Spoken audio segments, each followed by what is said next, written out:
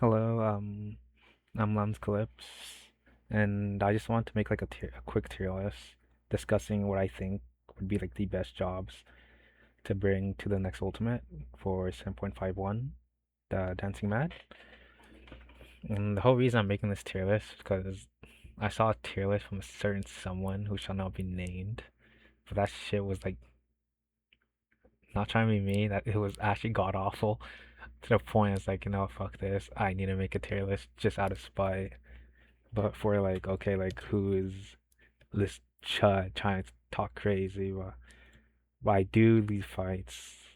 Not a lot. There are people way more crazy than me, way more consistent, way better, more consistent, they're faster than me. But I do the fights. I am currently rank one. And I was rank one last patch. I think the patch before that was top three, but that's not something that necessarily matters because off content ultimates, no one really cares or nor does them as much. I am fairly new to the game compared to like that high end players like the world. Like I think the gap between me and the world races is gigantic. But I am someone who does like to engage and watch with the world race. So I want to give at least a better input than a casual making a tier list just looking at FF logs saying, oh, this job does most damage in Savage. That means surely it's good for ultimates, which is just like wrong. I'll go into it later, but their tier list was just straight up just based off FF logs, which you cannot compare Savage to Ultimates, and even then, even if a dog does do more damage, let's say like let's go to like tanks. Like Paladin right now isn't like top damage. Tanks are fairly close, but even then, you would still take Paladin over like almost any other tank. But let's just get into the tier list first, I suppose. I guess we could start with the tanks. Um, Dark Knight, of course, gonna be S tier. This tank has been played since literally its inception, has been in has won, not even been, but has won every single world race. I'm pretty sure. So from Arcadion, so are you able to see the? I think I'll have to go to FF logs, like the actual see the job compositions, but it has literally won every single world race, or has been in every single world race. Same, I'm pretty sure Scholar as well, but yeah, Dark Knight. That's the main reason it's always played is two things. One, its damage. It has the best ADPS of all the tanks by far. To the point that you even in like speeds or parsing, you will always bring double Dark Knight. Not always, but like if you can, the RD shops are gonna want double Dark Knight because it pumps the most on their buffs and it could pull gauge, it could pull resources on their buffs into different phases. That's why Dark Knight's good. Not to mention, it does not lose as much damage as the other tanks when it's hit by downtime because you're able to build MP, which is passive. Every tank, every job builds MP, but Dark Knight's able to take that MP and turn it into damage. Where the other tanks, like the best thing a tank, like the second best tank for downtime would arguably be Warrior because of Infuriates, but that's just a cooldown, and every tank has cooldowns. Like that's like comparing an Infuriate to like, oh, like we're in downtime, my Firefly and my Wreck is on cooldown. It's not really as big as a gain as like a Dark Knight's MP, but yeah, this week like look at the jobs in game to why I speak. So yeah, we see like this MP tick, let's say we're in Fru. I guess Fru is like a good example where like there's a bunch of downtime in that fight, especially early on. Like you go into Fru, you do your 2 minute. Let's spend all this gauge. Like you do your 2 minute, and the fight literally perfectly, like the opener, Fatebreaker, perfectly ends on like your last hit, like this, on your Soul Eater. Then after that, you would go into downtime, and every other tank is not necessarily gaining damage. You're technically losing damage because you're not being able to hit the boss. But as a Dark Knight, you're not losing as much since you're gaining this MP. And with that, you're also able to like give you have three short cooldowns. That's another big thing. You're able to give out three different bunny mitts. So I could cover three people during that downtime and take an edge proc and pull it into another phase. Let's say we're like giga overkilling P1 of through Fatebreaker. In a prog scenario, if you're not parsing, you would TBN someone, take that edge proc, take 100 gauge, take whatever, and 100 MP, and bring that into the other phase. That's not necessarily something the other tanks can do. Like let's like take Paladin for example. As a bro, I can't swap. As a Paladin, all I have is cooldowns. I don't have gauge. I don't have something I can necessarily carry to other phase. At best, I can like carry a Rex stacks like into next phase. That's usually not gonna be worth it. At that point, just hold your entire Firefly. If it's not gonna be desynced out of free bust, of course. But yeah, that's why Dark Knight is S tier. And also, yeah, another thing, small rant, Living Dead. The cooldown on it is pretty good. Also, for prog, being able to like LD early, because you're not sure when you're gonna die exactly. Like we saw that in the Omega Protocol for what was the team Autonots?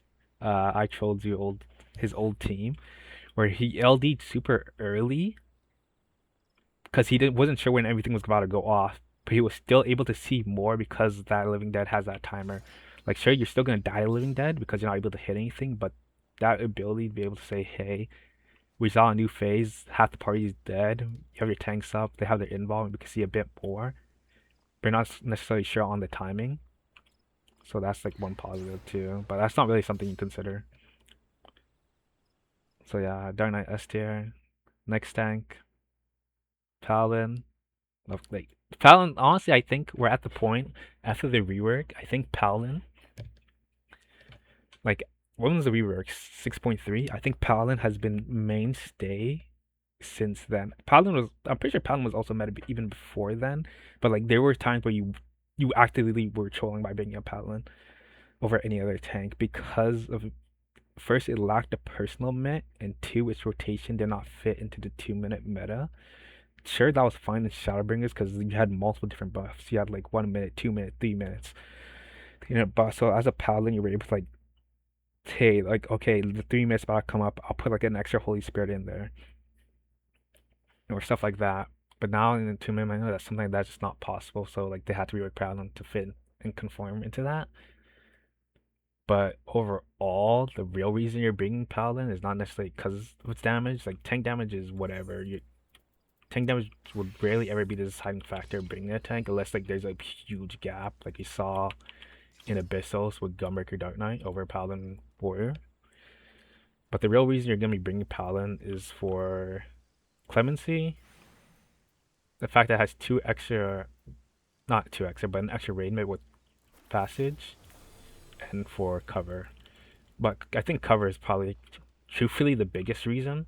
Like people underrate cover, but cover in prog, if used right, is by far the best tool. It essentially is a second invuln. Hollow Ground sucks, I'll give you that. Hollow Ground is god awful, it being 7 minutes. But in a static where you're able to play around that, you're able to communicate that and saying, hey, I'm not gonna have invuln here. I'm gonna need extra mid from a healer on my core tank is very easy. And part of finding that does suck, having saying, hey, I can't invuln this, I'm gonna need extra help, and relying on complete randoms to help you there is usually a death sentence. That's why you see in top people like try shit on Paladin saying, "Oh, I want to play with Paladin because now I have to share two times in P5, which every tank competition has to share 2 times a party finder in P5. If it's not warrior, like any tank comp that does not have warrior has to share. So I don't get why people shout Paladin for that, but that's just a stupid tangent. But as I was saying, cover is a second invuln. Being able to like see a new mechanic, cover a healer. Sure, everyone dies, but you're still able to get off like a healer LB. In that case, is very, very fucking big. And even if you're not able to cover healers, if you have like your invuln down, like let's say both of you and your Kotak have your invuln down, and you guys know you're about to die to something, you can still cover someone. They can live through that initial application of damage, and still see a bit more. So saying like, hey, like if you've done Fork Tower, there's a move called I think it's called Pledge. Like the next hit does zero damage. It technically gives you a one hit invuln, and that's the way you should be treating cover. It essentially is saying, hey, you have we're able to cheese one thing with this. We're able to see like an extra second or into a mechanic thanks to that. And that is very, very fucking big. And another thing for the upcoming Ultimate Dancing Mad, Kefka has a move. I forgot what it's called. It's something wing, where it's like two tank busters based on the nearest and farthest target. If they do what I think they're gonna do, which is probably gonna make you have to dodge shrines while also having tanks bait that, if you can have a paladin in the party and saying, hey, let's just have the range baited, have the paladin cover that range, so the paladin doesn't have to run out and like hold downtime. Like sure, your paladin, you could divine might, you can rack, so the downtime is not as impactful, but it's still nice to be able to like have something like that in your back pocket in case they do choose to like say, hey, we're gonna force the tanks to dodge shrines while baiting those two busters. It's also possible in other fights like Fru. For a bit, like early on into Fru, there's the Darkest Dance bait in P3 Gaia, where as a paladin, fun fact, you actually can have someone else take that bait with cover. Of course, you don't do it in Party Finder because that's kind of troll. Like you're hedging your bets on this random, doing it for you. I used to do it with I Trolled You, Ken, Death Snail. I'm pretty sure there's some clips out there. Yeah, I'm pretty sure there's a clip out there on Twitter of us doing it. It was pretty funny.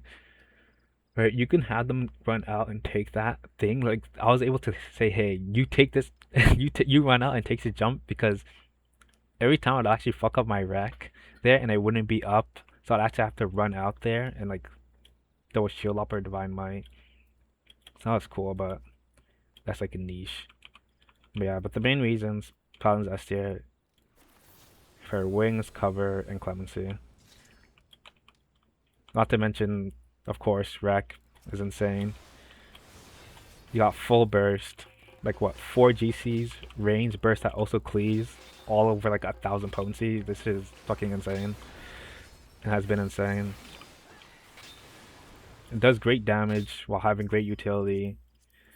It's like if you don't have a paladin group, I'm not gonna just say you're trolling, but you if you're world racing, you are putting yourself at a disadvantage. If you're party finding, honestly just focus on the mechanics. Don't necessarily focus on trying to like see more prog because the world races are gonna show you the mechanics and you're gonna see the strats. People are gonna make the strats. So necessarily seeing that prog is gonna be impactful. So if you want to play like a different tank, that is fine. Okay, next would be Gunbreaker and Warrior. I'm gonna combine these two. I'm gonna put them in A tier. Warrior you could argue S tier, but it really will depend on how many tank busters. Because Warrior's value is all gonna be in home gang.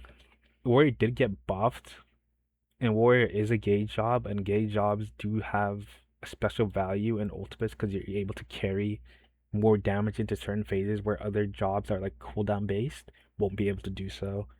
Like a warrior, like in early top, a lot of statics and party finder had problem with the P4 DPS check. So if you're fine on P3, P2, as a warrior, you can like say, hey, okay, I'm gonna carry 100 gauge. I'm gonna carry like an infuriate plus my inferior, like, plus my inner release, and put it into this phase to help with the DPS check. That's not something other jobs can really do, so that is a big positive. But that will depend on whether or not this fight is gonna have a DPS check or have tight phases like that. And the next big thing, of course, is gonna be it's gonna be home gang. This is by far the best tank invul, and it's not even close. Because solely because it's cooldown. This is a 4 minute invul. Compare that to Paladin, which is like 7 minutes. This is nearly half the cooldown of the longest tank cooldown. So with that, that means you get extra usage. Extra usages can be very big depending on what it is. Like if it's just a tank buster, that you're involving and you already would have been able to kitchen sink freely, then honestly the home gang is pointless. Let's be real with ourselves. But if it's something important, like let's say let's use DSR for example, especially P6, where you're able to like if you're doing was it 611, a warrior can invuln cauterize and still have the invuln up for P7 for the final 611 tower. And that is fucking insane. No other tank can do that. That is warrior specific. That is a reason to pick warrior. That is like, okay, not having a warrior might actually be troll. Where like, let's say, I don't know, Fru warrior gets no extra invulns, so bringing a warrior does not bring any extra advantages. That is where home gang does not matter because there's not enough tank busters to even utilize it. In the busters that are there, you're already gonna be able to kitchen sink, so it doesn't even matter. Or any tank would be able to. So yeah, it's solely gonna be based on the busters. So warrior will be A tier because it's like it's not like you're not gonna bring a warrior unless you know it's gonna be good. Being able to like if there's an ads phase, let's say, and you're able to like get a bunch of value off like a nascent flash, like let's say like in M6S where you're like you're able to nascent your cold tank, AoE, heal your both up, so like you're taking a big strain off your healers. There's also that. But this is all situational. This is like honestly I could argue to put it in B tier because of that because it can be useful. But I think it's close enough to the other tanks that I think it deserves to be A tier. And on Gunbreaker, I truthfully do not see a reason to pick it. Its personal mitigation is good. Its invuln is better than Paladin's, but I'm not saying much because Paladin's invuln is really, really bad. And its damage will be in ultimates early on in prog where you're not really too sure of phase timings. It's gonna be worse than all the other tanks. Maybe not all of them. It still could creep out. Like we'll have to wait and see on how well they do the phases. But honestly, Gunwork, I don't see a reason to truthfully pick it. It just does not bring something to the table that the other tanks can't do, but better. The biggest reason I could see to bring it is because of Heart of Corundum. Because my personal opinion, Heart of Corundum is by far the best single target myth to give, like a co tank, like a tank can give to someone else. Because Paladin can compete with Heart of Corundum, with intervention, but the thing is you have to buff your intervention because intervention by itself is only 20% met plus a regen. If buffed, it's 30% plus a regen. But Heart of Corundum will always be 30% plus an X-Cog. And the thing is, if you're trying to save someone, that X-Cog will be way more impactful than a regen. Because if let's say my Pictomancer took a hit from something that 50% HP, and the boss is about to do like a big raid wide, being able to like hit them with that Heart of Corundum so it instant heals them to an acceptable HP amount where like they'll live because it doesn't matter how much mitigation you have. If you're at 20% HP, 10% HP, you will 90% of the time die unless like you're doing some like LB cheese or LB farm. So yeah, honestly, I want to put it A tier, but truthfully, like if I'm talking about world prog perspective, I think it's B tier, maybe even C tier. But yeah, that's it for the tanks. I guess we're going to the healers. For the healers, there's only let's be real with ourselves. There's only two picks. I guess one. Scholar will always be in Salak, in my opinion. People will cope and say Sage is comparable, but in terms of prog, having more tools will always be better, and having those tools also be stronger just at least any argument for Sage. I think if you want to play Sage in a World Prog setting, it would have to be double shield. And to be honest, I'm kind of surprised World Progs don't bring double shield because in every facet it is giga broken because you don't have to worry about mitigation. At most, you have to worry about like a Charybdis mechanic, which is HP to 1, which Kefka actually does have, which kind of deletes the purpose of Sage. But at the same time, I say that, but this might be the one time where bringing a Sage over Scholar might actually be impactful. Because the one thing Sage does have over Scholar is HPS. While Scholar is the king of mitigation, Sage does have a lot of healing tools. Arguably even better.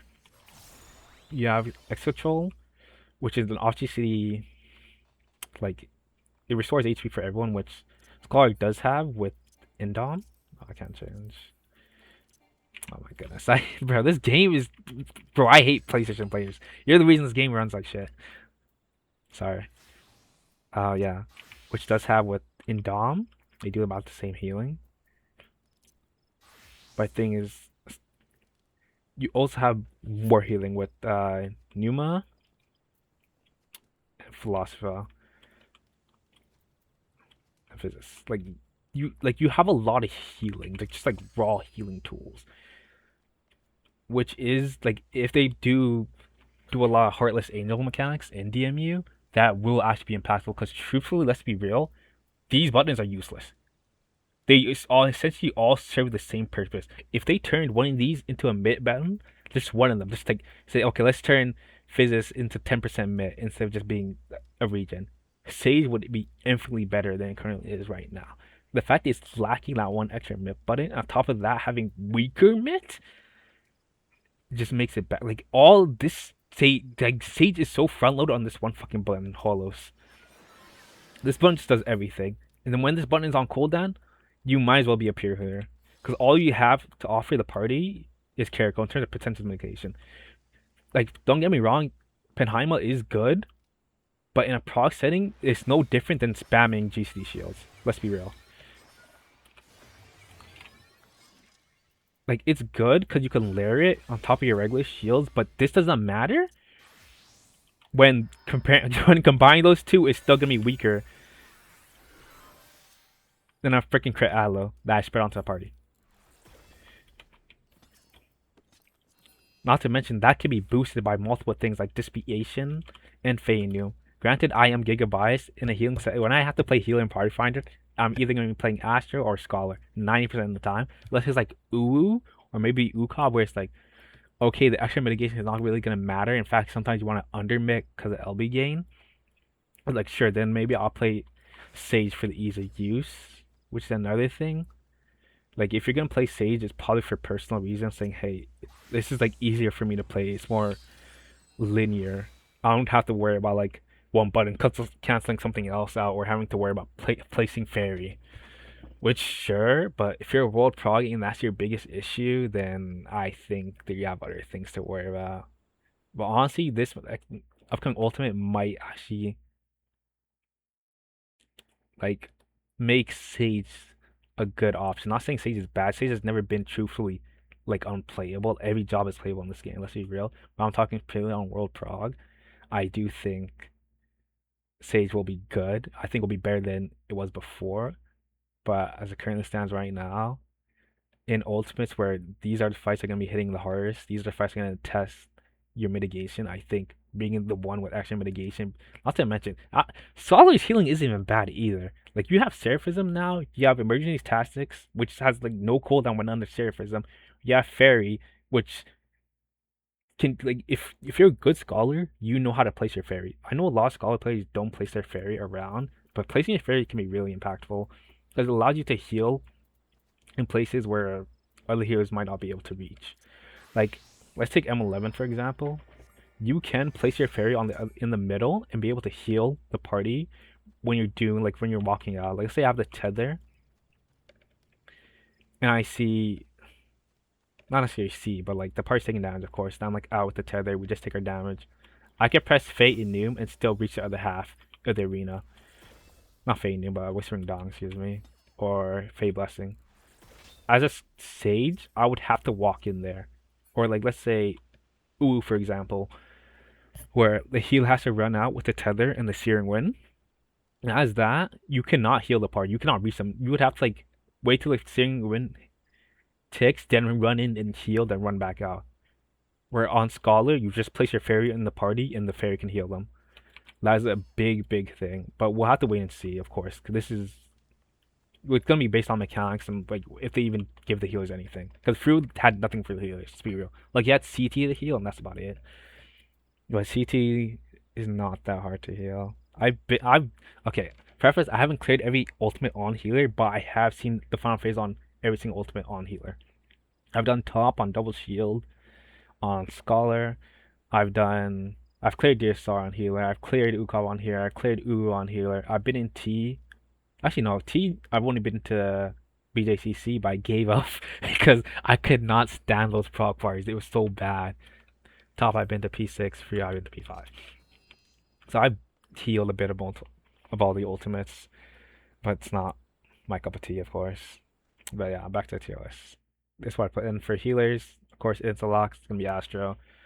In terms of its kit, it completely dwarfs White Mage. But after the bust, bringing White Mage honestly won't be that bad. Because downtime is always gonna be good for white mage because you're able to gain more damage than the other healers. Because of your lilies, and with that you're also able to essentially carry damage into another phase, saying, "Hey, I'm gonna like use 3 Afflatuses, then carry a Blood Ellie." But that's really not gonna. Let's be real. That's not gonna be a make or break for like clearing a phase, but it can make or break when like defeating an ad. I say like there's like a small DPS check, like an ad, like again to bring it up again. Like let's say P4 rewind. I guess not P4. Like guess the intermission in DSR rewind. If you're able to bring a Blood Lily for the spear that's like piercing Hoshafont, that will be impactful. Something that will be impactful. That'll be a reason to bring White Mage. I do not think White Mage will be as bad of a pick now, especially the biggest reason because of Planetary Indulgence. It is an amazing change to White Mage. I think before White Mage got this 10% met on Planetary, truthfully, I'm gonna be real with you. I think this job was straight trash. I thought it was trolling. Worse healing, worse damage, and less myth than Astro. In what world did you pick this other than for ease of use? But they've solved 2 out of 3 of those problems by giving it one more myth so it can at least compete with Astro now in terms of mitigation. And it also buffed its damage, so now like I'm pretty sure it is top 80 PS, and that will be increased unless there's like a bunch of ads where Astro will be able to shine with stuff, be able to cleave like the Macrocosmos, Star, and Lord. But that's more like padding and parsing. Let's be real. Yeah, I think White Mage will be a decent pick this time around. And White Mage's raw healing output is good, pretty good. Where I do think for a mechanic like Heartless Angel, and I keep bringing up this mechanic because I truthfully do think it will be like play a big part in the next ultimate. Being able to heal people from 0 to 100 very easily, I think will be for essentially no DPS loss thanks to your Afflatus, where like an Astro might have to GC heal, will be a positive. So honestly, I think this time around, I think A tier for White Mage, and and mm, honestly, yeah, A tier. I'll give it an A tier. I don't know. Okay, now for DPS, sports are done. These two are gonna be a big discussion. Reaper and Viper. I know there's a lot of people who think these jobs are gonna be S tier. Like, oh, they're gauge jobs. That means they could carry gauge into new phases, making DPS. Like, no, that's not how it works. A gauge job. I know I was glazing Dark Knight and Warrior for like being able to carry gauge, but that's a lot. Like, tank gauge isn't gonna be as impactful as DPS gauge, and the thing is, tanks aren't gonna be dying as much as the DPS.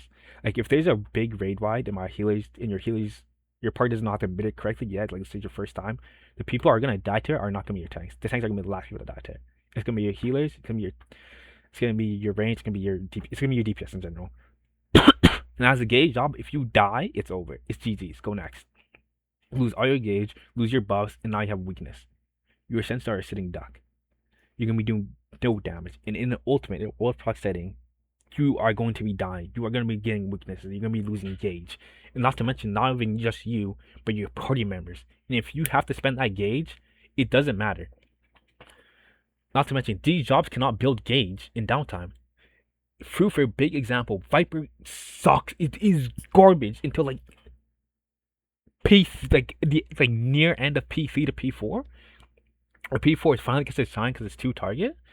And even then, it still gets outclassed by other jobs like Pictomancer. like like don't get me wrong, these jobs are gonna be good if you can in a good like top end stack. I'm talking like world race, like these people are gonna be like top 5, like sure, where you could count on your stack, where you could know they're not gonna die. You can say, hey, I'm not gonna send this extra rear rake, I'm not gonna send this extra in shroud, I'm gonna be able to carry this, like sure, then it can be useful. But for the average person, these are gonna be D tier. I'm sorry, they're gonna be, are you dead ass? Because why are you bringing this? This is a cope job at best. At best. Not to, because they suck in downtime. Because you have to reapply your buffs. You have to reapply death design every time you go downtime. You're going to have to reapply both your buffs. Even for Viper, it's even worse. Because you have 2 buffs And both you can't apply both of those buffs in one GC like you can with Death Design at least.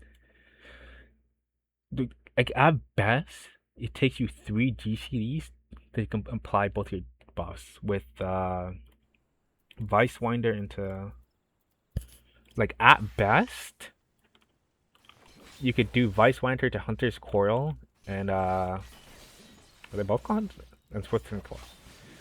And then you could send your Reawaken. Without these two buffs, like it's just such a big damage loss. Like it's still you're still gonna do it. Like let's say like it's the difference between enraging or not. You're still gonna send the Reawaken, of course, to try and make the check. But missing on these two buffs is just it's just not worth it. Not and you can't and like I mentioned before, you can't build gauge in downtime. So if DNU ends up being a heavy downtime fight again, like Fru was, this job is just gonna suffer. You're not gonna be able to say, "Hey, I'm just gonna bring gauge into the next phase." What gauge? You're not gonna be building any. You're not gonna be building any gauge. You're not a Pictomancer. You're not a black mage. You're not a samurai. Like these jobs are cope. They are completely. People say, "Oh, these jobs are good for ultimate." No, they're not. They are not good for ultimates because for two, you need people to hold damage for phases that you kill too fast, and in party finder, people don't hold. You can beg for hold all you want. I found them party, nigga. I'm not holding. We killing. Nigga. I'm not holding. Nobody's holding. Even if you could ask people for to hold, people don't know how to hold. The boss will be 0.1%. People say hold, and just, at that point, it doesn't matter. To hold, you need like no parent to like, hey, the boss is a bit low. I'm gonna hold a bit here, and see if someone gets a damage on or dies, then I'll start attacking again. That's how you hold. You don't stop at 0.01 and say, oh, okay, shoot, like, everybody hold. Like, at that point, it's probably too late. Even if the boss is like 1% HP and you're the one who's attacking, you're probably gonna kill the boss yourself. You're DPS. If it's like two gauge jobs, everyone's like the gauge jobs in your party are trying to build a gauge and the boss is 1% HP. The boss is probably gonna die. It doesn't matter if the other 4 people are holding. It's just over at that point. It's just cope. Like the job is just cope. I'm sorry. You can look at like FF logs or whatever and saying, oh, these jobs are doing top damage. That means they're gonna be good for. No, Savage is completely different. I keep clicking on that. Sorry.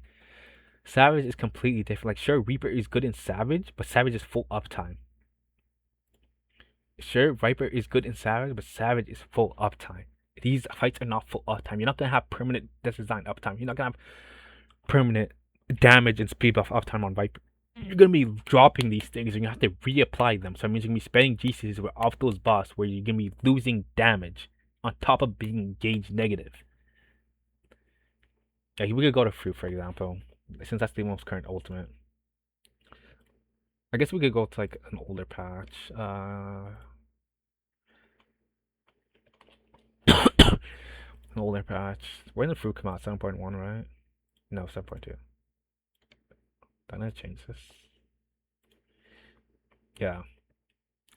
Yeah, Viper is gonna be so good for the ultimate, guys. Yeah, look, bro, are you serious?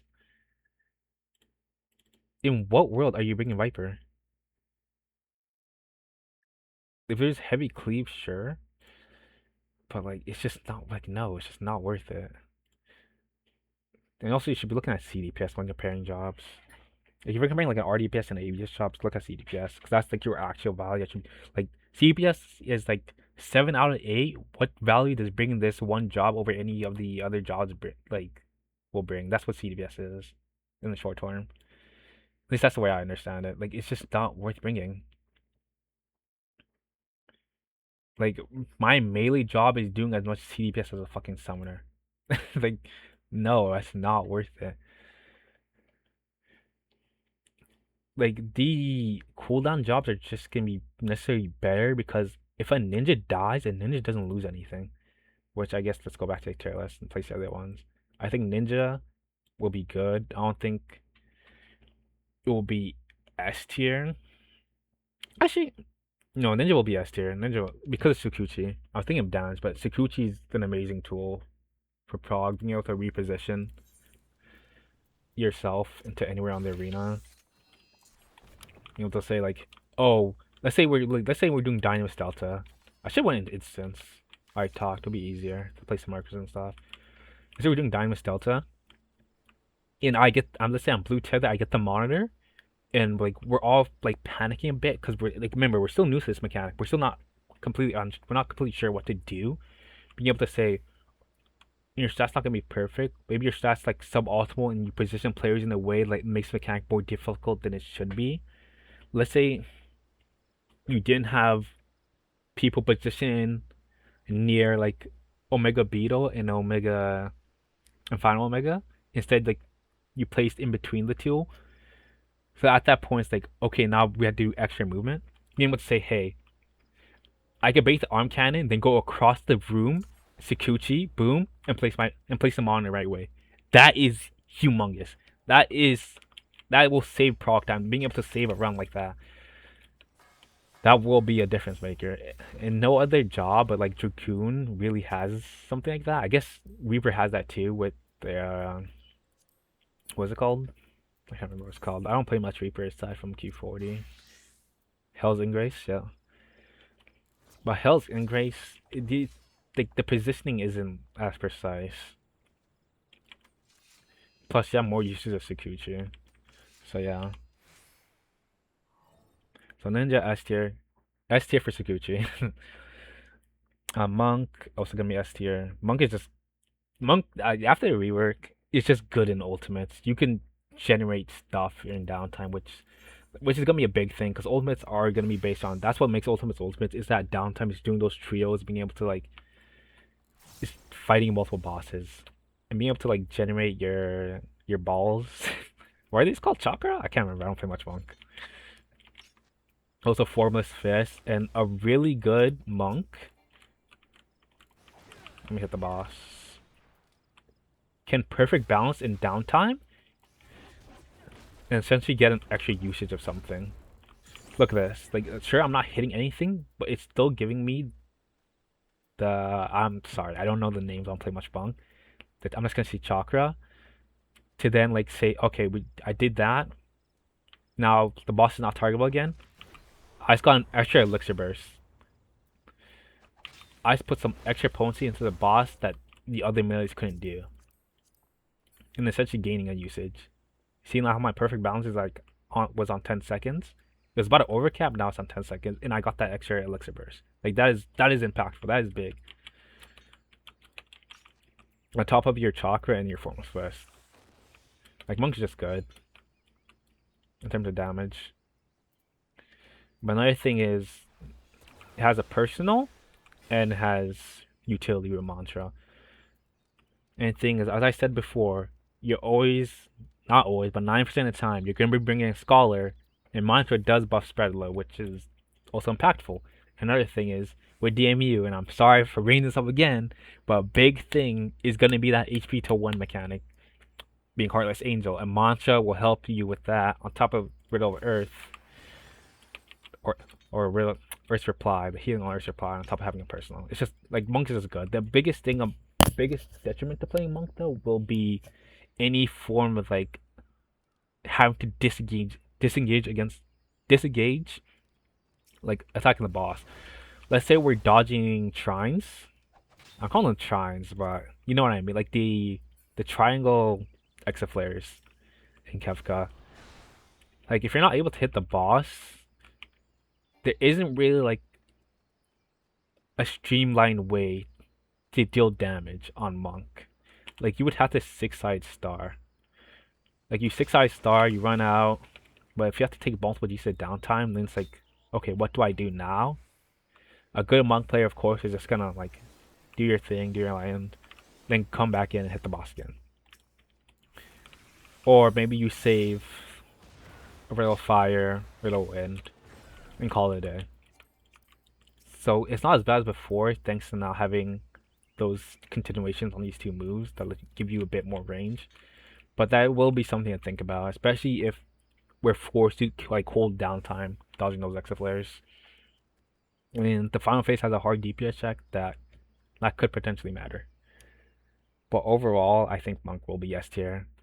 Like the stuff you gain from Monk with the personal, the raid utility, on top of it doing good damage by itself already, I think will make it S tier.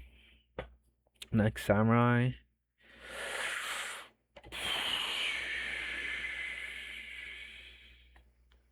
I want to put it A for good prog job because it has a personal, which I think personals are important. I'm always gonna say that. More mitigation will always be good. On top of you're able to meditate during downtime. If the fight allows you to, like you can't really meditate if you have to move a lot. Of course, like the samurai ghosts, like Mr. Wonderful or whatever, they're gonna find a way to meditate in the most cursed ways ever, for sure. But yeah, it's a cooldown job, which will and does have gauge. The gauge isn't necessarily as impactful because you do have Iki Shoten, which does give you the necessary gauge to do your Zashin. Like, sure, you will have to build enough gauge for your Hatsu, but it's only 25 gauge. So dying on Samurai is impactful if you do have stickers. Like, let's say I have like max out stickers, I have all this gauge, I die. Like, that does suck. That sucks a lot. But it won't be packed fast. Something like a Reaper, where like Reaper takes a really long time to build in shot gauge. Where a Samurai, let's say I die, but then I still have Makyo, I get up, I res, and just like that, I'm back in the game. It sucks, but is not as detrimental as some other gauge jobs. But it will matter on the downtime because of your dot. Samurai's one of there's not much dot jobs in the game anymore. Samurai being one of the fewer ones. But if there's two targets, having a dot ends up being a plus because you can double dot. If the fight's mostly one target and there's heavy downtime, having a dot will be detrimental. But overall, I think Samurai won't be a bad pick. I think it'll be good. It does amazing damage. It got buffed. It might even receive another buff before the ultimate comes out. But yeah, Dragoon S tier. It just does a lot of damage. Has amazing cleave. It doesn't have a personal, which really sucks. But usually a personal will not be a make or break, but more so a positive for prog.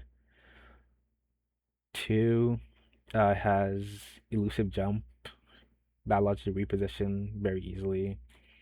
It has a dot, but the dot isn't like egregious. It's part of your combo. Something you'll be doing regardless. So you're able to double dot. So on two targets will be good. Black Mage, I think it's cope to be honest. And this goes along with Pictomancer. I think bringing Black Mage, if you're bringing a caster for damage, it's always gonna be Pictomancer. For ultimates, it's always gonna be Pictomancer for two reasons. For one, of course, it could paint during downtime, and for two, it is a gauge job, but the gauge isn't egregious. Like you will able to do your burst even if you have zero gauge. It's You're able to do a good burst. What I mean, not having gauge just means you probably won't be able to. My game just freeze. I think it did. Sorry. I think it's because of the recording. Yeah. Shit. Whatever. Let's continue. Let's boot up again.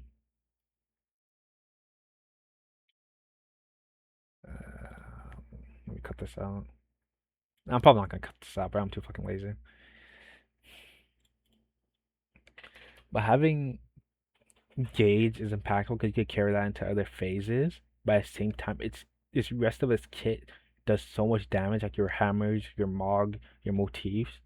That gauge, like dying and losing that gauge, will not hinder you as much as Reaper and Viper. Okay, let me take these and put them in B because they can be useful in a good group where you're able to carry gauge into phases that matter. These jobs will be useful.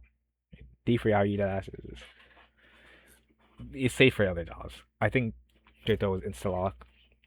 We saw it through. We saw it when it came out, even in Savage. This job had to get nerfed multiple times, and even then, it's still the job you bring for parses for speeds because it like the damage it can put on attunements is just absurd. Even in full time fights, it's just a good job. Period, and it's gonna be even better in ultimates. Next, we can continue with Black Mage. I think Black Mage, if you're bringing a caster for damage, it's gonna be Pictomancer. So in that sense, what reason will you bring Black Mage over Pictomancer?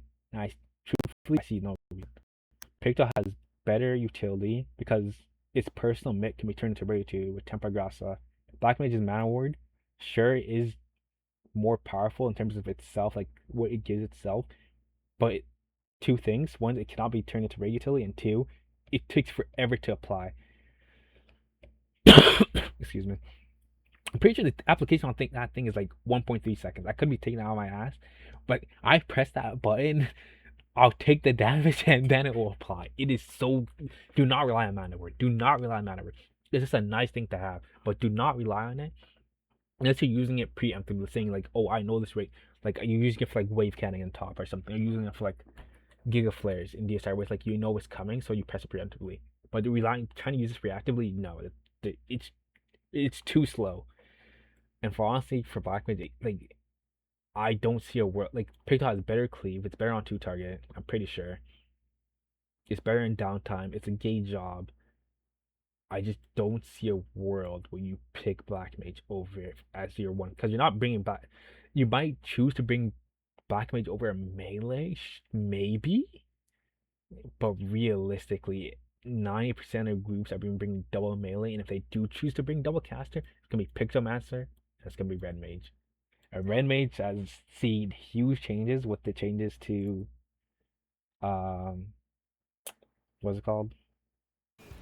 Let me log by them to thing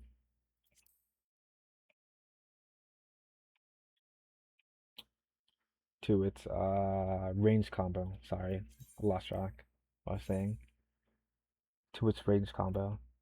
Being able to do that melee combo at far took away any form of friction this job had. Like in Through in mirrors, that was actually a big thing. Like a bad red mage would lose a lot of damage there if they weren't fake melee. Not a lot, but like it would suck. You're essentially gonna have to delay your burst to outside of the 2 minutes. But that problem is solved, so it's like, and it does good damage right now. I'm pretty sure Red Mage in some fights has comparable RDPS to Black Mage, or at least it did. I can't remember where I saw it or what patch it was. Had comparable RDPS to I think it's some Fru actually. Hold up, statistics.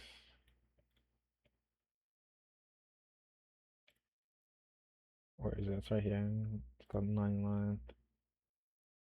Yeah, look at this. Red Mage is RDPS. It's like not so like comparable, but it's not as big of a loss. Like after the boss, like Force Pictomancer is gonna like bro, Pictomancer going crazy. But like comparing it to Black Mage for a job that has a res and red utility, like why not pick it over Black Mage? Like it does comparable damage. I think it's just better. Like that's why I think Black Mage is cope. Red Mage, we even saw it in Fru with how Fru was designed, where it's like very recoverable thanks to the mark of mortality mechanic, being able to say, hey, instead of just outright killing you like top or DSR, where it's gonna give you like a 90% damage down, you're still going with the prog. It's like having a red mage there and saying, hey, okay, like sure, you died there, and we got mark mortality, but I can res you here, save our healer resources, and we can still continue to prog, or we can have someone wall and res them and still see the next phase. So yeah, honestly, this is probably the okay. I mean, take out a melee, and this is probably close and ideal comp. Which just leaves. I'll save this for now for last. Somewhere, the fizz range, and truthfully, what fizz range you pick won't necessarily matter too much, except for machinist, where machinist's damage is pretty lackluster. But that extra mitt has can potentially matter, and the fact it's a gauge job can also potentially matter. We saw in top where groups chose to bring machinists over bard and dancer for two reasons. For one, because of the buff cap.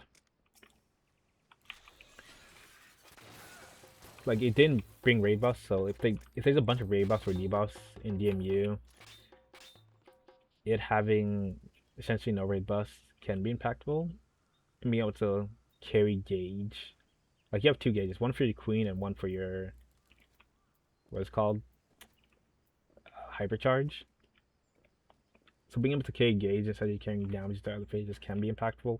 But like I said for Viper and I've said for Reaper, we just have to wait and see. That will be something you'll end up swapping to, not something you're gonna go into instance on. So I'm gonna put in can be useful, which now I'll just put these two in a good power jobs. Like you're gonna have to bring a phase range. You're gonna bring a phase range. So I can't like necessarily like truthfully, let's be real.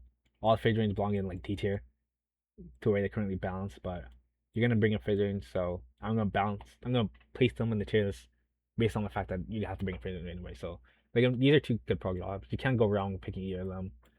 They both have good utility. Bart has Nature's Been. Dancer has Clearing Waltz and that other thing. I can't remember what it's called. So yeah. And finally, this exists solely for summer. Are you dead ass? This job is god fucking awful, bro. And why pick it? You do less damage than the other casters. You suck into downtime because you can't cycle your summons. Or summoner. Like you cannot cycle your summons. Like this needs a target. Oops, I'm not being swap. Like you need a target. So if there's no target and there's downtime, like we saw in Fru, you can have your best summon, aka Solar Bomb, be completely synced out of buffs for multiple phases. So you lose even more damage while also being the lowest damage cast. It's just not worth it. And if you want to bring it for res, Remage is better because it can res more and it can res quicker. Like sure you do have a personal, but it's just like like like so does Black Mage, so does Picto, so does technically Red Mage. Like sure, it's Magic Bear is not really a personal, but it does apply to yourself, and it's better. Topic you healers, like it's just like there's zero reason to ever bring the bring Summoner, man. Let's be real. But yeah, I think that concludes the tier list for the most part. But yeah, for the ideal comp, I'll put it here. It would probably be like something like this.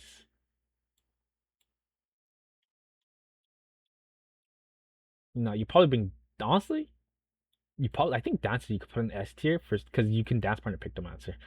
I think Dancer will be over barred in Ultimates because you could dance partner. Like I think this is probably the best comp. Paladin, Dark Knight, Astro Scholar, Ninja, Fake Melee Red Mage, which will go into which when you go to the last phase where you guys are comfortable with the mechanics, you probably go into either Dragoon or Monk for damage, and then Dancer, Picto. I think this is probably the ideal comp. Honestly, yeah, I'll put Dancer S tier. I'll put S tier for Ken Dance Partner Pictomancer. Nah, it's a good part. I think tier. Honestly, yeah, I think this is. I'm gonna post this on Twitter or something, and yeah, that's about it. Then again, honestly, the real tier list, for being real, everything's S tier. Just play what the fuck you want because they don't DPS in this check in this game, and in like a month or so, they're gonna be brain dead stressing about the fight pretty easy. And add another year, you'll be able to go on a party finder. If the mech check too hard, who cares? Because people are probably gonna use auto markers or whatever giga plugin they use, and you're just gonna be able to clear the fight anyway. So who cares? Just play whatever you want. If you're not world progging, just play any job. It doesn't really matter. You're gonna be getting dungeon gear. You're gonna get the weapon. Strictly, just play what you want. But yeah, that's the video. And again, if you don't know who I am Lans Calypse.